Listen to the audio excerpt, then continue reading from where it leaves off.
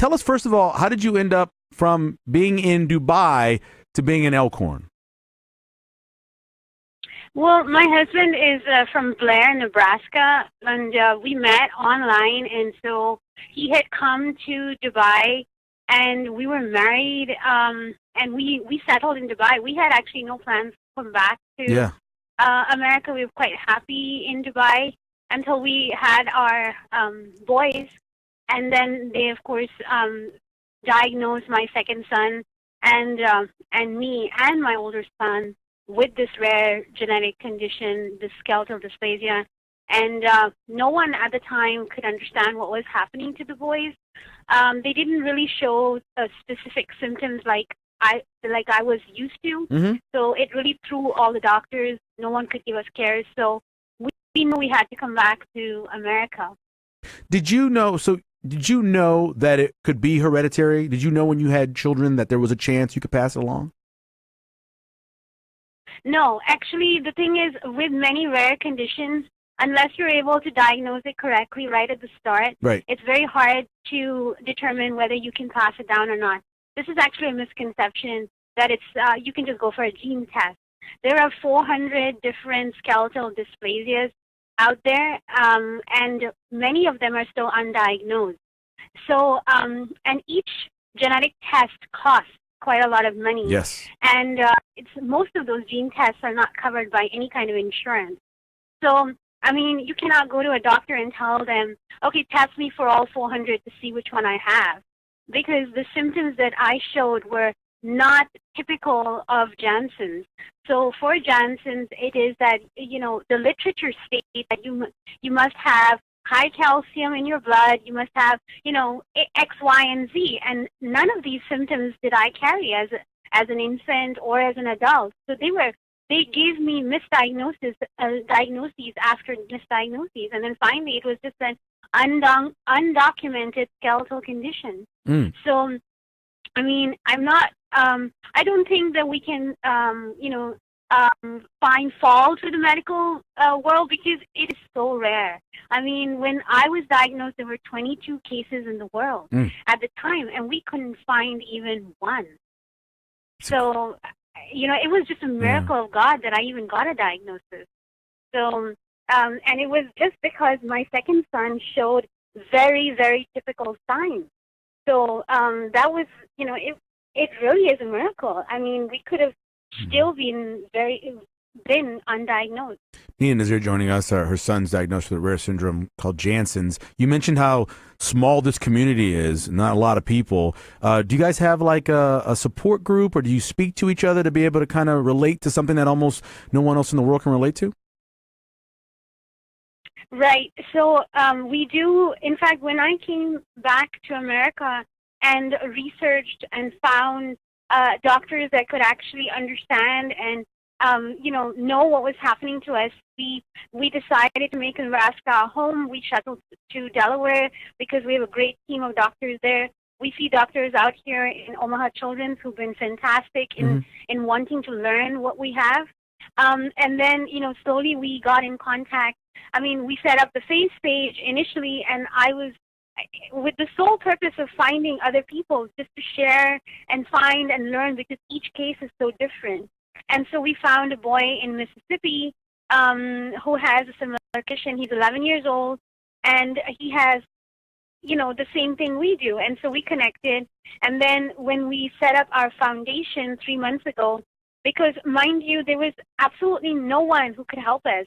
And, my boys are, they're sort of regressing in front of my eyes. And because of the way the disease manifests in the children differently for everyone, my oldest boy has it quite severe. So the rate of bone loss or bone turnover is very high. So he's, his bones are bending at a rapid rate.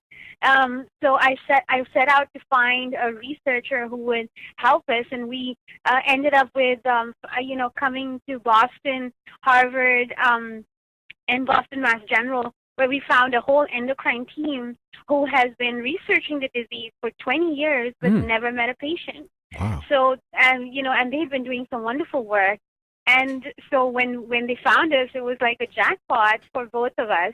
I mean, both parties really. And so we set up the Jansen's Foundation, which is a website. If you go to www.thejansensfoundation.org, we have been sharing pictures, sharing stories, and then since the foundation, we have found 4 other people. We have found one boy in Australia.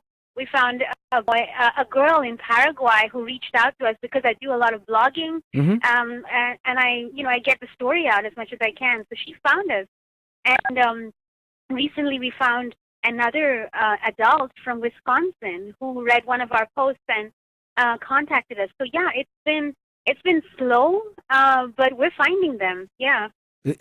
One of the toughest parts has to be for your kids to deal with this every day and try to understand, why it happened to them. Do they have those questions for you about, why is it them? Why are they having to deal with this? Well, I think, there's always that question. Children are they're very astute, and they're very, keyed in, and so they do ask a lot of questions because, they've had surgical intervention last in 2015 and 2016, and then now they see that none of that is working, and it's all coming undone. So their questions are like, why is this happening? They do realize that they do have, and as a family, we try to make them understand that, our body just doesn't work like others do. Right. And so they sort of come to terms with what's happening to them. But yes, there are a lot of rough days that we have to get past. And I think the biggest problem has also been the lack of information, the lack of doctors' understanding of what's happening to them. That makes it very difficult for us to because we have to always travel out of state, or we have to travel to specialists across the country. And when you look at the boys, they look fine, but actually they are not fine. So rare disease has, the biggest problem of having a rare disease is that sometimes it's invisible and sometimes it's visible. Yeah. And unlike other more common diseases that are easily recognized in the public, it's very hard to create understanding for these type of diseases, and at the same time, get funding for it. Because no one understands. Oh, your kids look fine. I mean, why do you need to raise money for what? But that has been our biggest struggle. Neena, how close are we to a drug or a human trial for a drug, or hopefully finding a cure? How close are we for that? So when we went to Boston earlier this year, we were amazed because they had been doing a lot of work and a lot of study in this area, because Jansen's metaphyseal chondrodysplasia is one of those diseases that, a cure for it would mean, finding cures for other possible bone-related disorders like osteoporosis, osteoarthritis, because some of the mechanisms are the same, because the PTH receptor is what works in most of these conditions. So that's why suddenly there's an interest in it. And because we set up the foundation, we're pushing it, there's been more focus on their research. So now they have actual Jansen's mice in a lab, and they've been working on a ligand model. It's like a little protein that they would infuse into a patient, and it would control what's happening to their bones, and it would stop the rate at which they're losing bone or turning over the bone. And so, we are extremely close in that there could be a clinical trial around the corner.